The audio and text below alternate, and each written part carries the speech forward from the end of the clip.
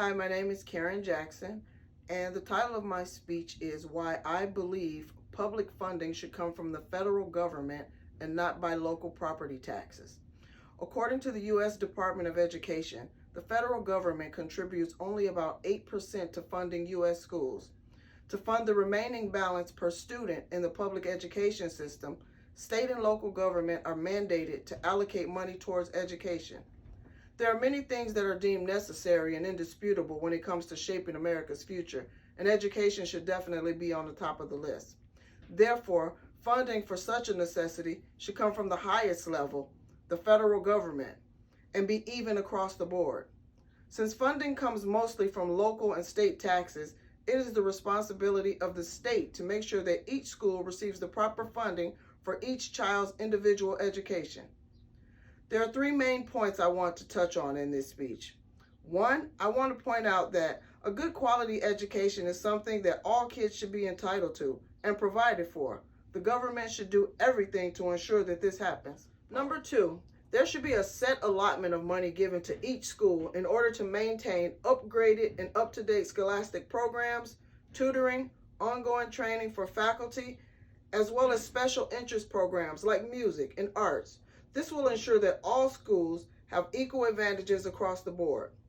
Lastly, I think by allowing schools to be funded based largely on the amount of property tax for that area creates an unfair divide and a huge gap in the amount of money made available for education. Each year, funds are dispersed among the school districts. They are in turn responsible for setting the budget per student. Chicago Public School is the largest district in Illinois. According to the website Stand for Children, CPS has been working on a comprehensive, student-based budget approach for several years now. This would mean that the school's budget is based solely on enrollment of children each year. When enrollment is down, so is funding. When enrollment is up, however, so is funding. The benefit of this would be you would get complete funding for every child enrolled. The downside is that when enrollment is down, students have to almost wait another full year for enrollment to be up to reap the benefits. Is this enough money? Is this even fair?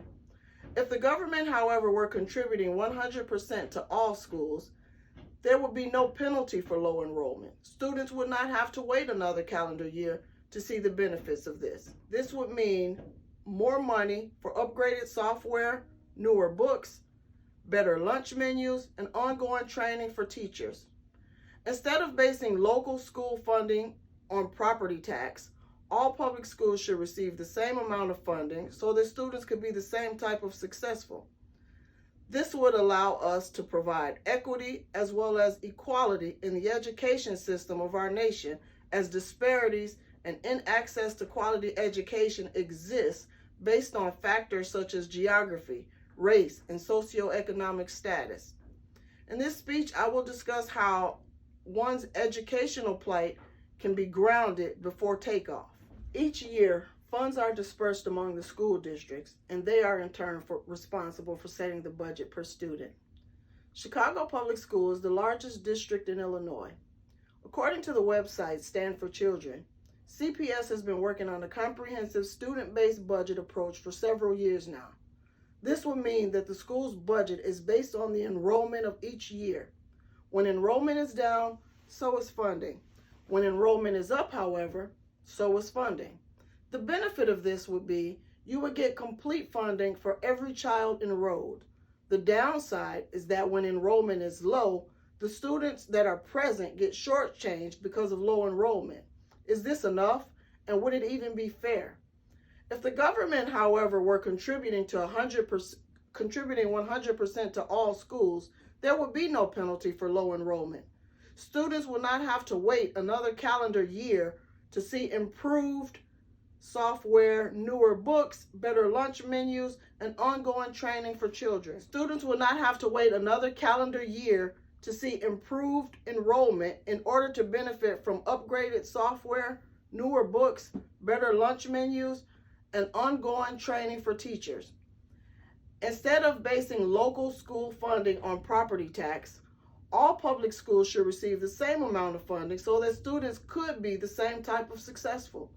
This would allow us to provide equity as well as equality in the education system of our nation, as disparities in access to quality education exist based on factors such as geography, race, and socioeconomic status. In this speech, I will discuss how one's educational plight can be grounded before takeoff.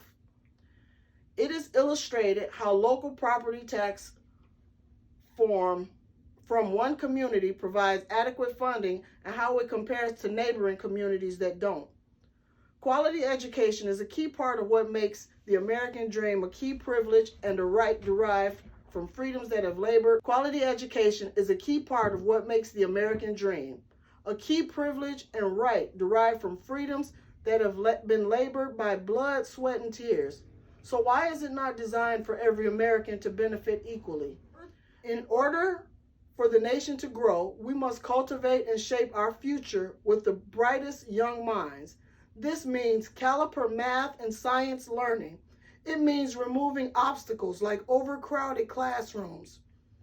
State-of-the-art learning facilities should be provided, as well as a safe, conducive environment to do so. A latent effect of poor education in this country equates to higher unemployment, higher incarceration, and increased difficulty in finding meaningful and or gainful employment, which inadvertently affect one's health or ability to choose healthier lifestyles and get adequate health care. Another disparity in poor education is the amount of wealth or lack thereof that families acquire and pass on. This disparity ensures that families, generation after generation, stay in the same socioeconomic status, geographical location, and stagnant mindset. In conclusion, just like the value of property in our richest community, education is worth investing in. If the United States is indeed united, we must come together to offer each child the opportunity to be as successful as kids 3 zip codes away. One country, one government, one education system creates the best opportunity for not one single child to be left behind. To demonstrate how property tax funding works, I will compare the property tax of Oak Park, Maywood, and the city of Chicago. The average cost of property tax in Oak Park is about $10,000 per house. The average cost of property tax in Maywood is approximately $5,293. The average cost of property tax on Chicago's west side is $4,075. And because this is per household, if we multiply each of these times 10 homes, that would give us $100,000, $52,000, and $40,000. Property tax is divided into 3 segments, so each of these numbers would be divided by 3 in order to obtain the amount of money that goes towards school funding. So for Oak Park, for every 10 households, $33,000 would be allocated towards school funding. In Maywood, $17,000 would be allocated. And in the city of Chicago, $13,000. In terms of trying to figure out the differences, there is almost 15% difference, $15,000 difference between Maywood and Oak Park and between Chicago and Oak Park. I'm not sure how big of a difference $15,000 makes for you, but for me, that's a lot of money.